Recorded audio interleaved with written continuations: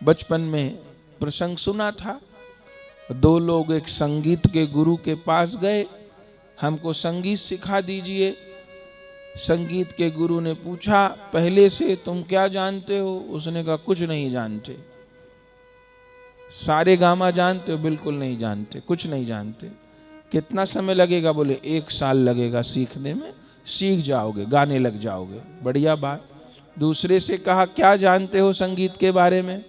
उसने कहा, मैं बहुत कुछ जानता हूं। बोले, सुनाओ। जितना सुनाया सब ऊट पटांग, उल्टा सीधा, आड़ा टेढ़ा।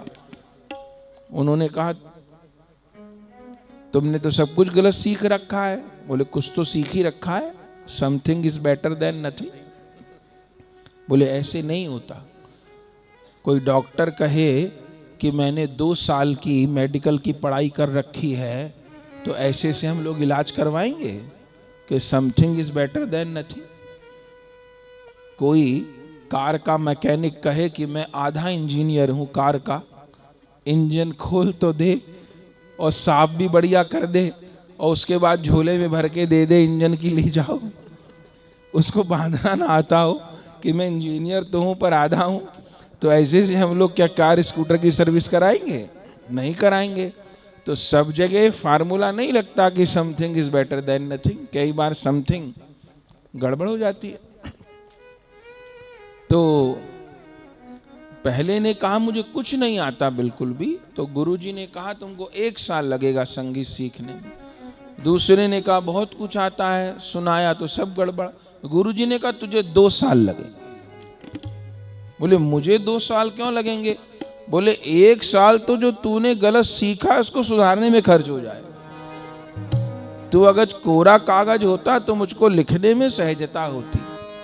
अब तेरा जो दुराग्रह है वो तुझको ग्रहण नहीं करने देगा। ये एक बड़ी उलझन होती है प्राणी के साथ।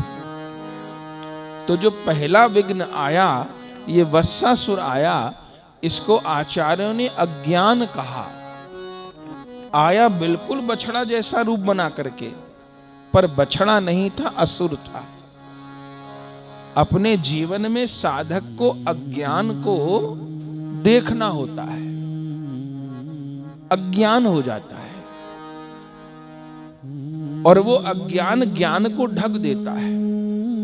इसलिए भजन मार्ग पर चलते हुए उसमें भी ये जो भक्ति का मार्ग है, जो राधा माधव के प्रेम का मार्ग है, इस पे तो बहुत सावधान साधक को रहना पड़ता है। होता क्या है कि ये बहुत रसीला मार्ग है। राधा माधव की भक्ति का मार्ग तो बड़ा रसीला है ना, रूखा सूखा तो है नहीं।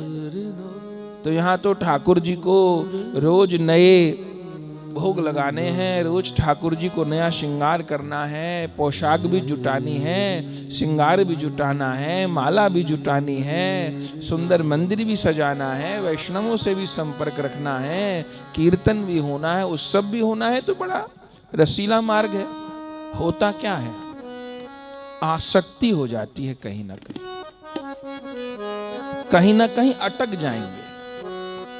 भक्त के साथ में ये एक सावधानी है, गड़बड़ नहीं, सावधानी है। जैसे अभी वर्षा हो रही है तो आप सब बाहर से ही आ रहे हैं, 2-4 बूंद तो पड़ी होगी, हमको भी घुमा के लाए, पर पड़ेगी ही जब बारिश आ रही है। लेकिन कल बारिश नहीं आ रही थी, तब तो हम लोग जल्दी जल्दी चल के आ रहे थे। लेकिन उसी रास्ते पे थोड़ा संभल के आ रहे हैं, क्योंकि संभावना है पानी पड़ा हुआ है, पैर फिसल सकता है। यदि अभी भी तेज चल के आएंगे तो क्या होगा, फिसल सकते हैं, गिर सकते हैं। सब लोग अपना कपड़ा संभाल के आ रहे हैं, जबकि पानी नहीं भरा हुआ है बाहर। लेकिन क्यों कपड़ा संभाल के आ रहे हैं? इस चीज में हम लोग बहुत चतुर होते हैं कि कहीं अपने ही पैर की छींट ना पड़ जाए कपड़े पे। सब लोग ऐसे आ रहे हैं कि जैसे यहाँ 1-1 फुट पानी भरा हो।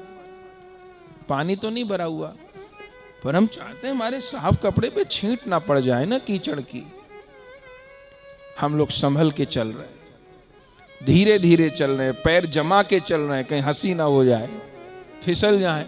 और हंसी को देखा जाए, आदमी आड़ा टेढ़ा गिर जाए तो हड्डी टूटने में बहुत मेहनत तो नहीं लगती, हड्डी टूट जाए। तो चलना वही था, पर चूंकि वर्षा हो रही है तो संभल के चलना है। ऐसे ही इस भक्ति मार्ग में रस की वृष्टि होती है, लेकिन चलना संभल के है, फिसलने का डर रहता है। ये साधक को देखना होता है कि मेरी आसक्ति श्यामा श्याम में रहे। मुख्य बात यह है, व्यवहार सबसे करना है, सब कुछ करना है, सभी ठीक है, लेकिन आसक्ति न हो जाए, आसक्ति राधा माधव में बनी रहे। उस सावधानी हटी, दुर्घटना घटी। राधा माधव को छोड़ करके दाएं बाएं अटैचमेंट होने लग गया तो प्रगति रुक जाएगी। हम कथा सुनने आए थे और हम जल्दी जल्दी चल के आए थे, पानी पड़ा था तो उद्देश्य भले कथा में पहुंचना था, लेकिन रास्ते में गिर गए, फिसल गए, तो कथा तो छोटी से छोटी, डॉक्टर को और दिखाना पड़ा। तो चले थे रस प्राप्ति के मार्ग पर चलने में असावधानी हो गई, तो वो रस प्राप्ति छूटी सो छूटी, कहीं और उलझ गए, उसकी सुलझाने में बरसों लग गए। साथ में कोई पाप कर्म और हो गया तो उसका भोग और अलग से मिलेगा।